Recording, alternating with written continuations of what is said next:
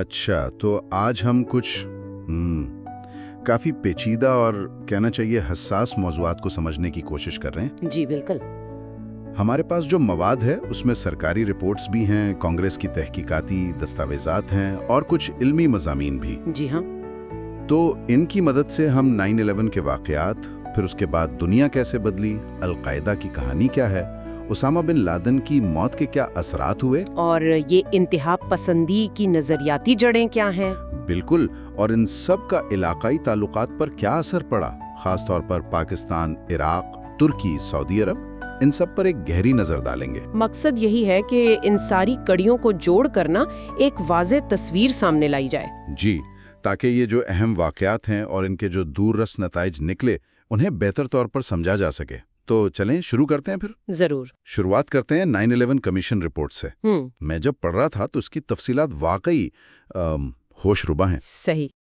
خاص طور پر یہ بات کہ اغوا کار سیکیورٹی چیک پوائنٹ سے کتنی آسانی سے نکل گئے۔ ہاں، یہ تو حیران کن ہے۔ مثلاً وہ آرگن برائٹ سیکیورٹی کا ذکر ہے جو یونائٹڈ ایئر لائنز کی کانٹریکٹر تھی۔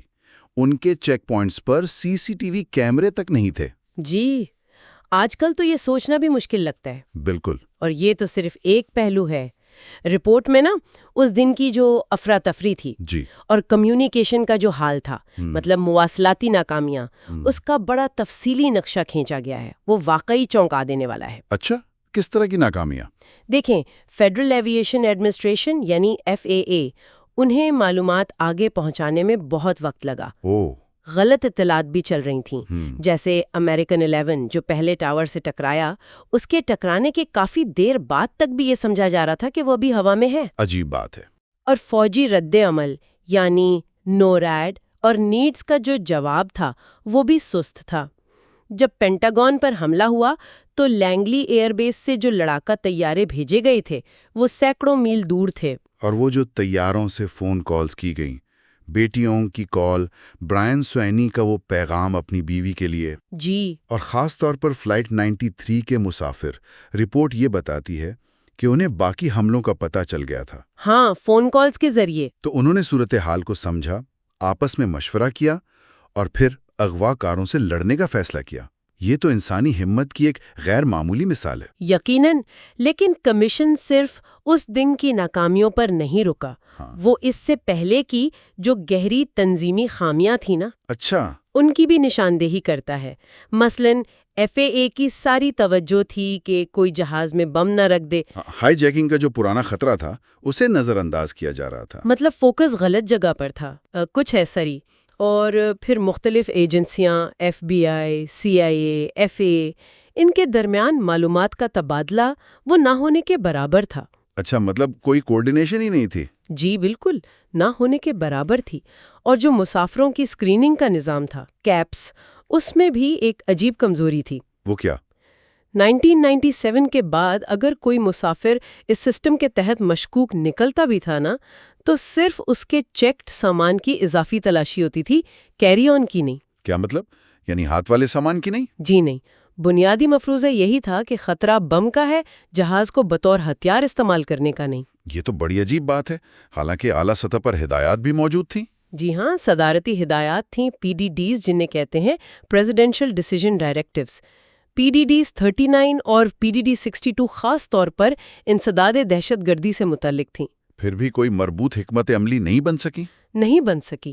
رپورٹ میں 2001 کے موسم گرما کا ذکر ہے، جب کہا گیا کہ سسٹم سرخ بتی جلا رہا تھا، سسٹم بلنکنگ ریڈ۔ یعنی خطرے کے اشارے واضح تھے۔ بالکل، لیکن کوئی ٹھوس مخصوص معلومات نہیں تھیں کہ خطرہ کہاں سے ہے، کیسے ہے، تو اس لیے مؤثر اقدامات نہیں ہو سکے۔ یہ سوچنا کہ اتنے اشاروں کے باوجود یہ سب ہو گیا، واقعی پریشان کن ہے۔ اب ذرا ان حملوں کے پیچھے جو لوگ تھے ان کی طرف آتے ہیں۔ رپورٹ اسامہ بن لادن کے پس منظر پر بھی بات کرتی ہے۔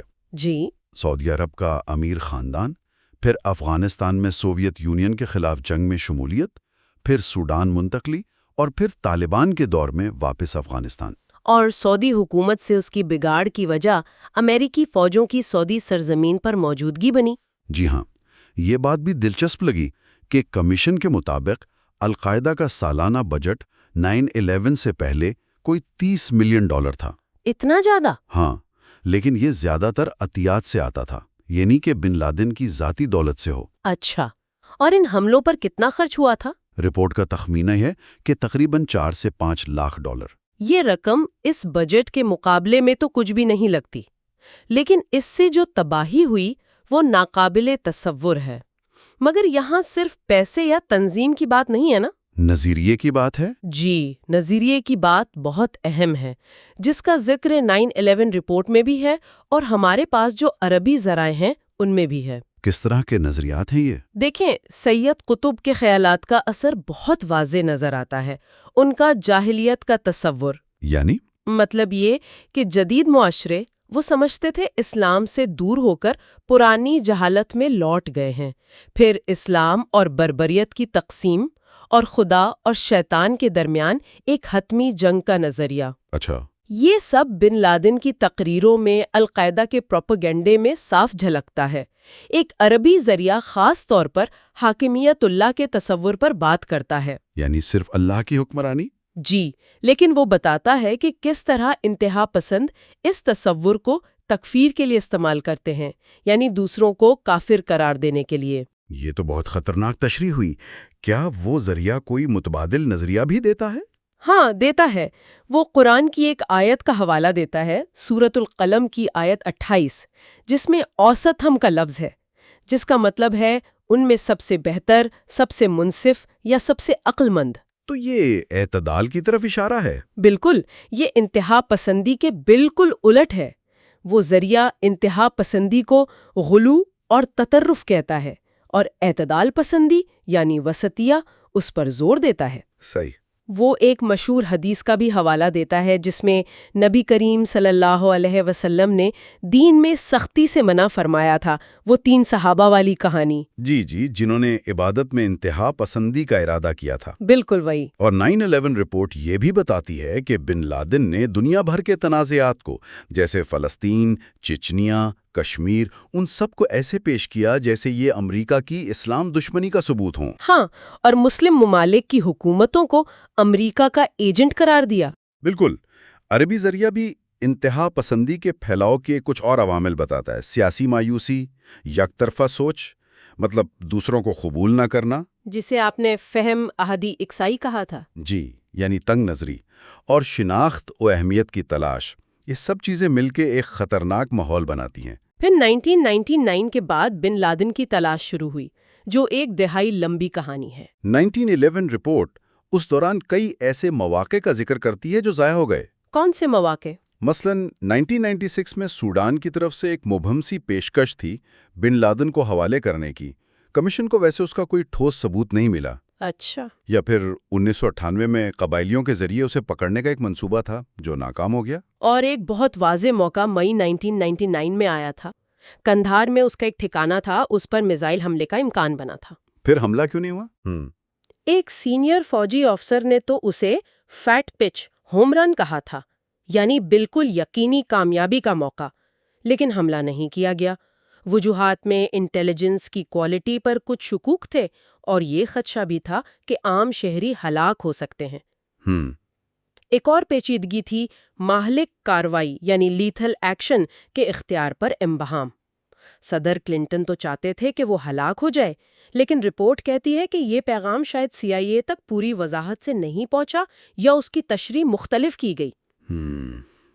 یہ تو بڑی عجیب انتظامی الجھن ہے، اور اس ساری تلاش میں پاکستان کا کردار وہ تو بہت ہی پیچیدہ اور متنازع رہا ہے۔ یقیناً 9/11 رپورٹ بتاتی ہے کہ حملوں سے پہلے امریکہ پاکستان پر دباؤ ڈالتا رہا کہ طالبان اور القاعدہ کی حمایت ختم کرو، لیکن اثر نہیں ہوا۔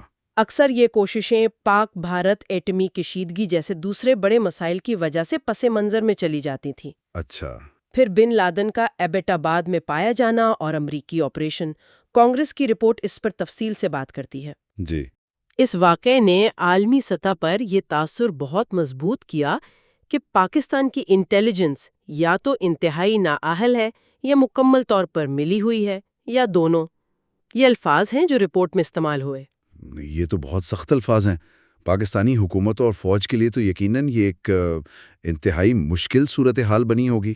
بالکل، انہیں ایک طرف تو اپنی خود مختاری کی خلاف ورزی کا سامنا تھا، دوسری طرف ملک کے اندر بھی شدید تنقید ہوئی، خاص طور پر جب یہ واقعہ ریمنڈ ڈیوس کیس اور بڑھتے ہوئے ڈرون حملوں کے پس منظر میں پیش آیا۔ ہاں، وہ تناظر بھی اہم تھا۔ اس نے امریکہ پاکستان تعلقات میں ایک بہت گہری دراڑ ڈال دی۔ اچھا، بن لادن کی موت کے بعد کیا ہوا؟ کیا امریکی ترجیحات بدل گئیں؟ کانگریس کی رپورٹ اس بارے میں کیا کہتی ہے؟ رپورٹ بتاتی ہے کہ امریکی قومی سلامتی کے حلقوں میں یہ بحث شروع ہوئی کہ اب کیا کرنا ہے۔ کیا انسداد دہشت گردی پر اتنے ہی وسائل خرچ کرتے رہیں یا دوسرے خطرات پر توجہ دیں؟ اور ہوم لینڈ سیکیورٹی کا کیا بنا؟ اس پر بھی غور ہوا، خاص طور پر ایف بی آئی کی جو صلاحیت ہے نا پیشگی خطرات کا اندازہ لگانے کی، یعنی پریڈکٹیو کیپیسٹی، اسے بہتر بنانے پر بات ہوئی۔ اور عربی ذرائع کیا کہتے ہیں بن لادن کے بعد کے دور کے بارے میں؟ وہ اس تصویر کو مزید مکمل کرتے ہیں۔ ایک ذریعہ عراق کی مثال دیتا ہے کہ وہاں دہشت گرد گروہوں نے کیسے جان بوجھ کر صنعتی تنصیبات کو نشانہ بنایا۔ اچھا، کیوں؟ مقصد صرف افراتفری پھیلانا نہیں تھا، بلکہ معاشی ترقی کو روکنا تھا تاکہ عدم استحکام بڑھے۔ یہ ایک سوچی سمجھی حکمت عملی تھی۔ یہ تو خطرے کا ایک بالکل مختلف پہلو ہے۔ کیا وہ نرم جنگ یا پراکسی وار جیسی چیزوں کی بھی بات کرتے ہیں؟ جی ہاں، ایک عربی ذریعہ نرم جنگ سافٹ وار کے تصور پر بات کرتا ہے اور مثال دیتا ہے افریقہ کی، خاص طور پر نائجیریا میں چین کے کردار کی۔ چین کا کردار؟ وہ کیسے؟ الزام یہ ہے کہ وہاں چین اپنے معاشی مفادات کے لیے مبینہ طور پر کچھ مسلح گروہوں کی پشت پناہی کرتا ہے۔ یہ ظاہر کرتا ہے کہ آج کل دہشت گردی اور عدم استحکام صرف غیر ریاستی عناصر کا کھیل نہیں رہا، اس میں بڑی طاقتوں کے مفادات اور پراکسی جنگیں بھی شامل ہو سکتی ہیں۔ یہ صورتحال کو کہیں زیادہ پیچیدہ بنا دیتا ہے۔ تو ان پیچیدہ چیلنجز سے نمٹنے کے لیے کیا تجاویز ہیں؟ ان ذرائع میں کوئی حل پیش کیا گیا ہے؟ عربی ذرائع کچھ ٹھوس سفارشات دیتے ہیں۔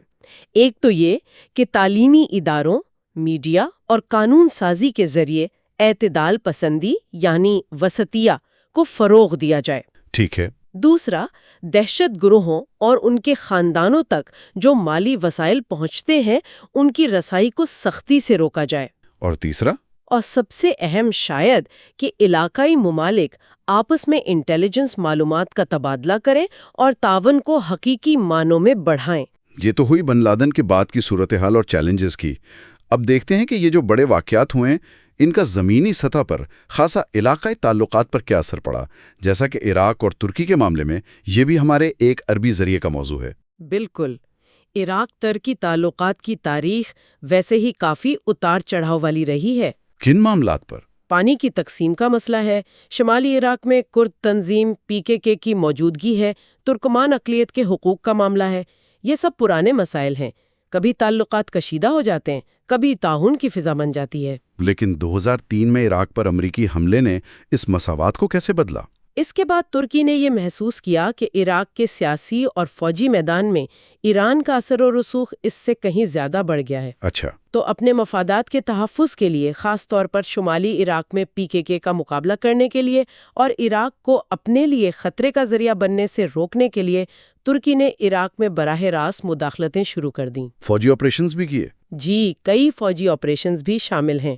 یہ ظاہر کرتا ہے کہ 9/11 اور اس کے بعد کی جو تبدیلیاں آئیں انہوں نے خطے کی پہلے سے موجود پیچیدہ حرکیات کو ایک نیا اور شاید زیادہ خطرناک رخ دے دیا ہے۔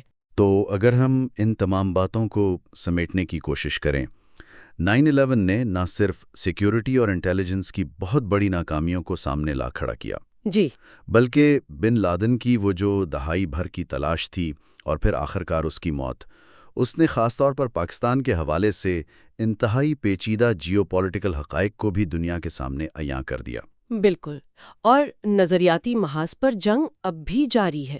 انتہا پسندی کی وہ جڑیں جن کا ہم نے ذکر کیا، سید قطب کے نظریات سے لے کر حاکمیت اللہ کی وہ مخصوص تشریحات تک، وہ آج بھی موجود ہیں اور نئے انداز میں سامنے آ رہی ہیں۔ جی، نئے انداز میں خطرے کی نوعیت بھی بدل رہی ہے، پراکسی جنگیں، معیشت کو نشانہ بنانا، اور اس پر علاقائی رد عمل بھی، جیسا عراق ترکی تعلقات کی مثال سے ظاہر ہے، بہت مختلف اور پیچیدہ ہے۔